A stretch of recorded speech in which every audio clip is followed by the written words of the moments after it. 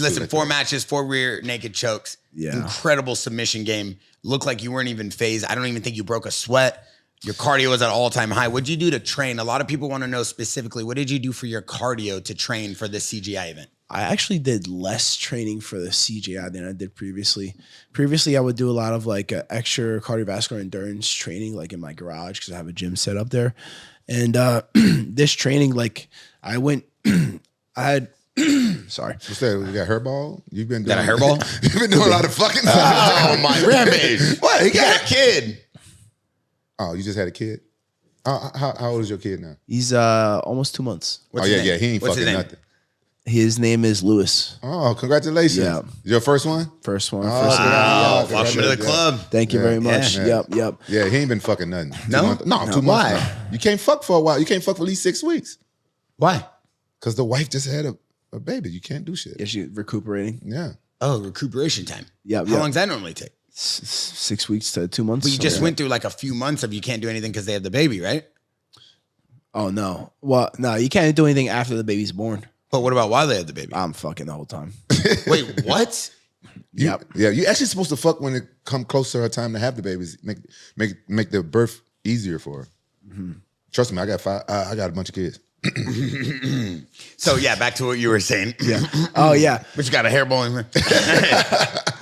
What was I saying? Yeah. So I did less cardio for this match, but more recovery. So I'm confident that played a factor. That because I was recovered, my training sessions were in turn harder, more intense, longer, and then I made time to recover. Like I understand that I'm aging gracefully. I'm 27, still very young, but what I made the mistake previously in my career, like training 7 days a week, both lifting and jiu-jitsu, sometimes twice a day, jiu-jitsu, and just never taking a day off. And nowadays I take a day off like here and there. I don't train it as intensely when it comes to the secondary workout of the day.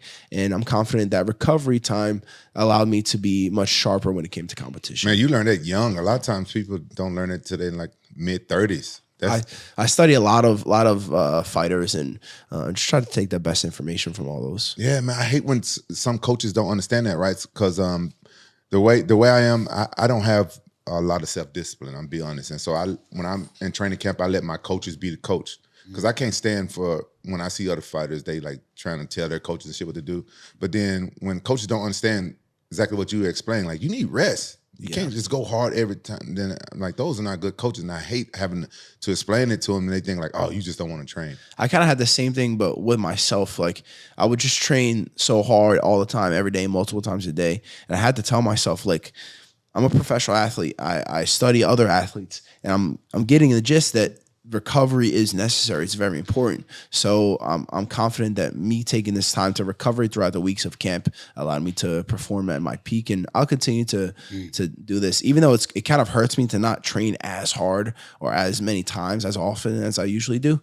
But I mean, the result speaks for itself, so I'm doing something right. Yeah, it works. A lot of people, in terms of how they look at events, and when I say a lot of people, most of the time I'm talking about like the JAXXON Podcast Discord. I use that as a reference before people come on here. So everybody watching this, I go in the JAXXON Podcast Discord, or we send in David or Jared or Wayne or Vinny or Loco. Sometimes Rampage goes in it.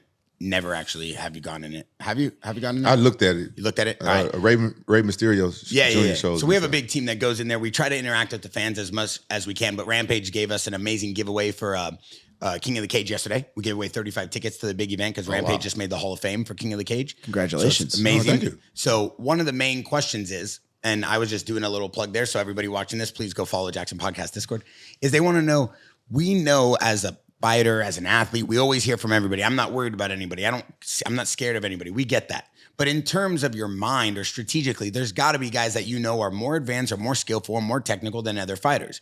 Was there a fighter going into the CJI event that you knew was going to be a tougher matchup for you personally?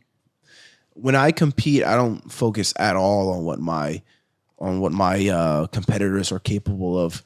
When I go out there, I recognize that these people are trying to compete with me. And what that means is that I'm competing with myself. It's up to me to make the correct decisions.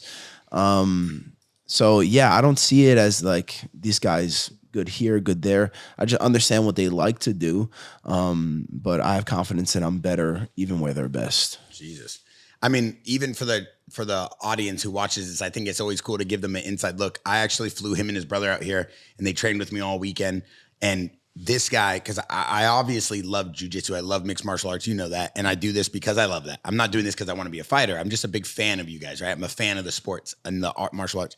And him and his brother have a way of talking about jiu-jitsu and grappling and wrestling in real time. Like when they're wrestling and competing and training with each other, that I haven't seen much people do. Do you think that that's what makes the B team so dangerous, is that you guys are also very skillful at teaching? Yeah, we're definitely great at teaching. We have interesting chemistry in the gym.